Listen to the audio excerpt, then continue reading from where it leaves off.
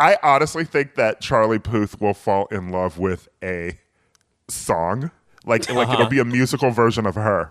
He's in a committed relationship to his voice memos app. Welcome to Keep It, Cricket Media's show about pop culture and politics and what happens when they smack into each other at an alarming speed. I'm your host, Ira Madison III. I'm a television writer and Fall Out Boy fan. I'm Louis Fertel. I'm a TV writer and Jane Fonda historian. And I'm Aida Osman. I'm a TV writer and alleged comedian. Let's get into it.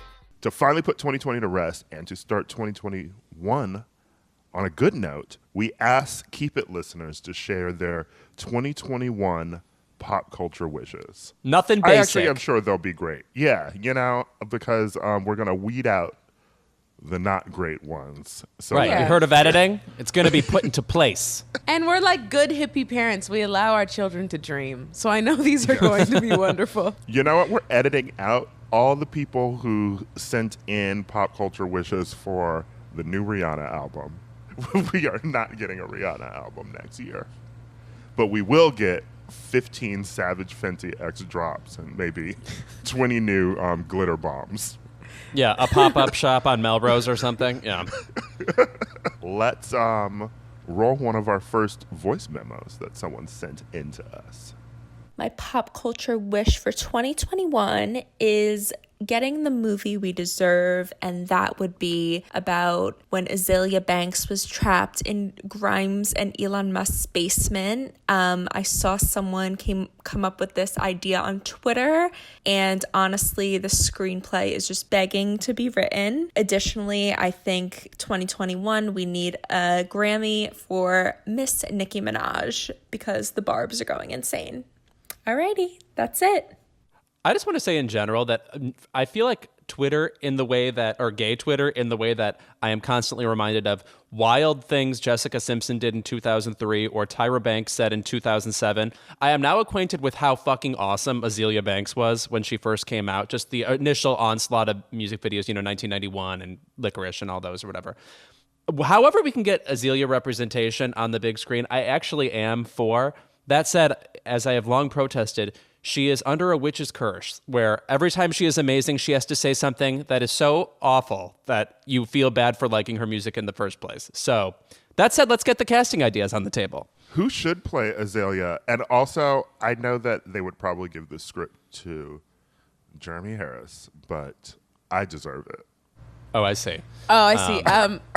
I thought maybe I would get to write it because clearly let's do a team up, a collabo. Okay, we could. I think Keke Palmer could do a good Azealia Banks. I was going to say Keke Palmer is it. Keke Palmer is it. I forgot that she got trapped in their basement. I really did. I think she was there to collab with Grimes, and then she had to stay there for the whole weekend. But I also vaguely remember the story happening with Rihanna as well, and that Rihanna only fed her crackers for days. Yes. So there needs to be flashbacks to the last time she was in the basement. And, of course, Rihanna will play herself. Yes.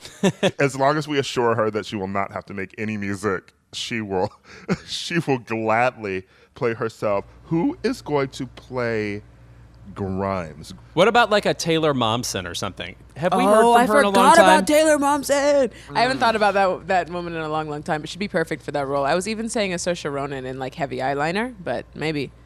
I am now very curious if Saoirse will ever play young Meryl in something. To me, that feels somewhat inevitable. Miles Teller as Elon Musk. Miles Teller's pretty cute, so I mean, we'll have to do some Rick Baker work to make that work. There has to be an offshoot scene where Azealia Banks goes away to have intramarital sex with Dave Chappelle. A lot of twists and turns. And in terms of Nicki Minaj, well, I don't know if she'll be getting a Grammy next year unless she releases something.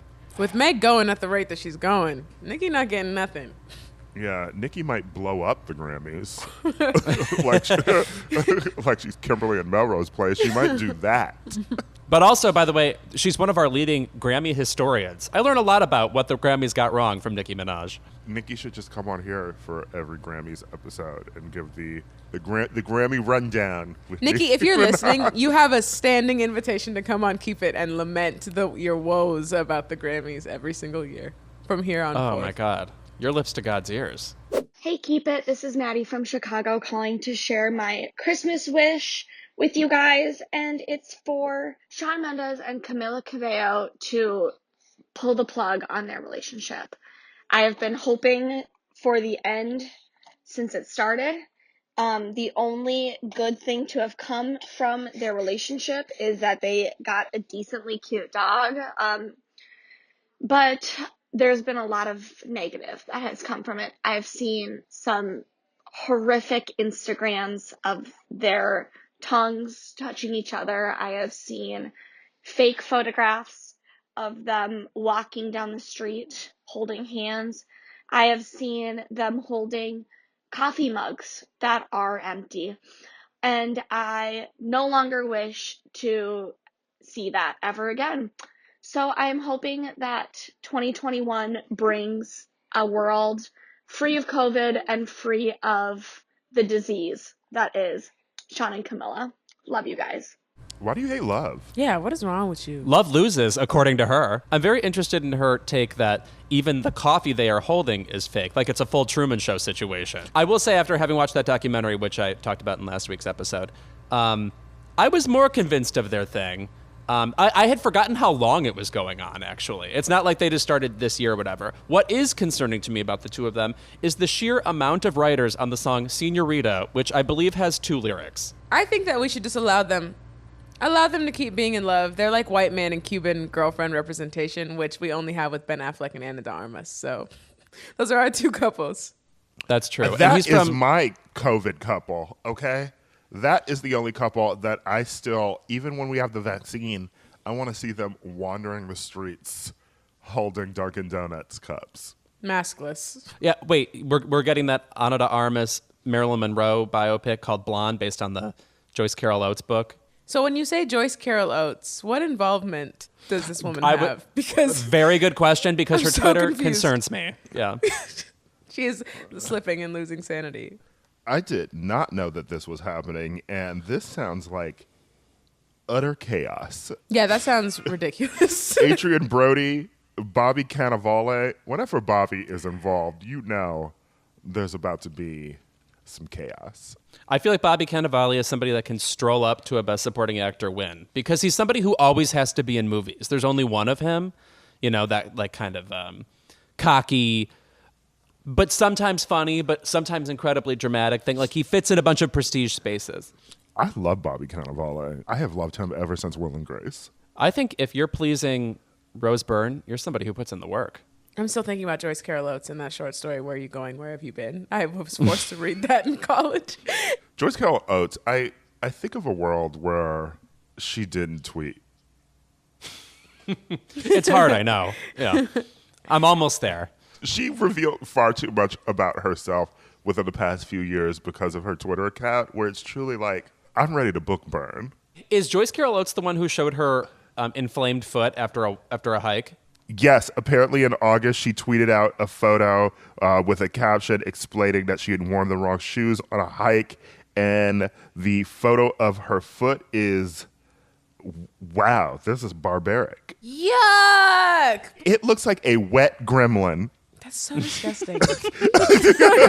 Okay, things are popping out of Gizmo's back. That's what that foot looks like. Why would she do that? Also, people jumped up on Twitter to be like, you know what? It's good that we're tweeting things like this. I assure you it is not. I'm so happy that the 3 icons on my bookshelf, Toni Morrison, James Baldwin, and Joan Didion, who are most prominently displayed because I have all of their books, do not tweet.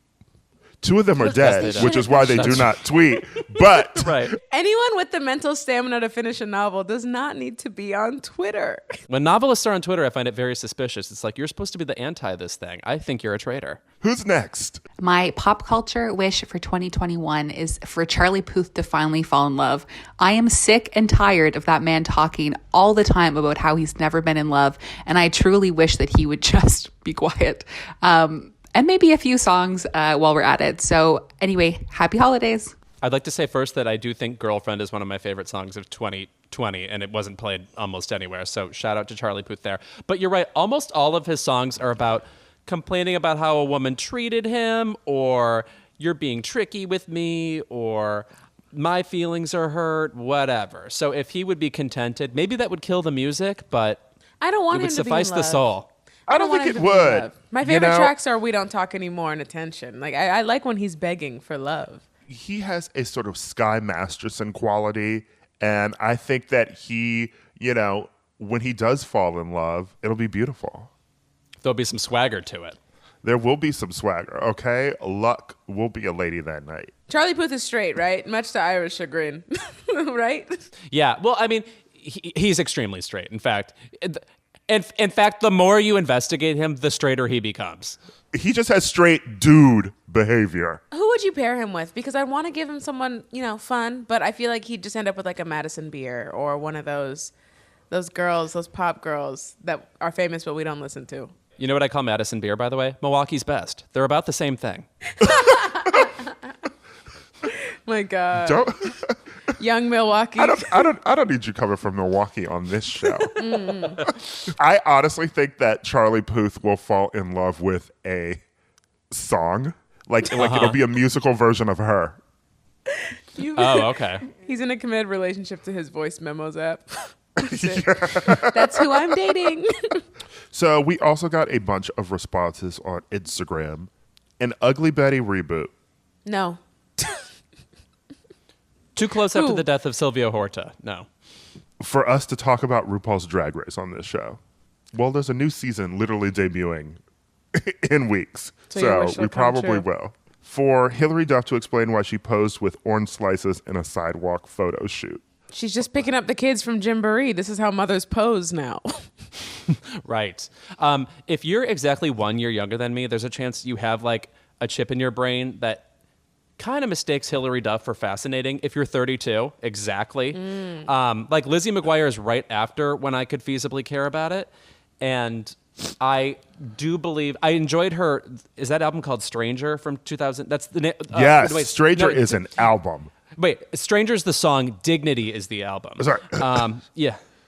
Which I do enjoy, but otherwise the X Factor is not there for me. Oh, she did a live reading of Lizzie McGuire this year. That was kind of cool. I'll also speak for the Hilary Duff Metamorphosis crowd because So Yesterday was that girl and that song. It really was. Also, she's great on Younger, and I'm looking forward to the spinoff. Okay, maybe I was being harsh. For Dolly Parton to guest star on Grace and Frankie, finally. That is weird that didn't happen. And they seem to be I feel like they get asked about that all the time, that it's like, oh, maybe it'll happen in the future. Dolly, you're just putting out like holiday albums. I know you have time. A collaboration between Issa Rae, Michaela Cole, and Phoebe Waller-Bridge. Oh my God, I don't know if we can handle that much that much sardonic and grief and just the cynicism about the world from women. But I'm ready for it. It'd be a really good film. That'd be a really good Actually, movie to see. well, you're assuming that they make it themselves, because this brings to mind the fact that we are probably very destined in like maybe 5-6 years for some blockbuster movie with all three of them in it, akin to like an Ocean's 8, and then we all absolutely hate it. Oh, yeah, true. They are the kind of people you would want to group together because they're like the internet's BFF. But, I mean, 9 to 5 reboot, who's to say? The Undoing spinoff would be everything. She's amazing. We asked about an Undoing spinoff with the attorney. Oh, right. Yes. Who I follow on Instagram now. Noma, right? Mm-hmm. Noma Dumezwene, who played Hugh Grant's attorney on The Undoing. I would actually watch a legal drama starring her. That character was so good for that show because it needed that extra burst of someone questioning him a final time to really throw us off the track. So she was amazing. I hope she gets that Emmy nomination. And we're kind of due on another like black lawyer drama because How to Get Away with Murder is over as far as interesting. Scandal, all of that. What black lawyers do we have right now on TV? Is Audra still on The Good Fight? She is still on The Good Fight. Audra is. We need a black gay lawyer next, you know? I would love to see Billy Porter play that role. But just the suits. The suits and the long tails. And singing every episode. This has been great. You guys sent in a lot of suggestions for 2021 pop culture, and obviously we couldn't get to all of them. A lot of them are Real Housewives related, which only apply to me. What do you two want from 2021? I want something resembling a normal Academy Awards, but and allegedly they're supposed to happen in April. But if the vaccine is occurring around then and we have to push it to June, I say do it. I would repeat that, but for the Grammys. I'm really now missing the feeling of going to a movie theater and just sitting down. Like, I just moved to LA. I wanted to experience the ArcLight beyond going to one film. So I really hope that after we get the vaccine and things settle down, hopeful wishing, that I would get to go see a movie again with my friends. I, as a gay man in Los Angeles, cannot wait to recreate the I'm a Slave for You music video. Oh, God. That is what I want my 2021 to look like. Wait, is this, as in you want to be in a warehouse space with Just a bunch of warehouse people? space, everyone sweating, pop music blaring, DJ Scribble at the helm. It's got to be DJ Scribble. Touching your forehead and panting counts as dancing. Yeah.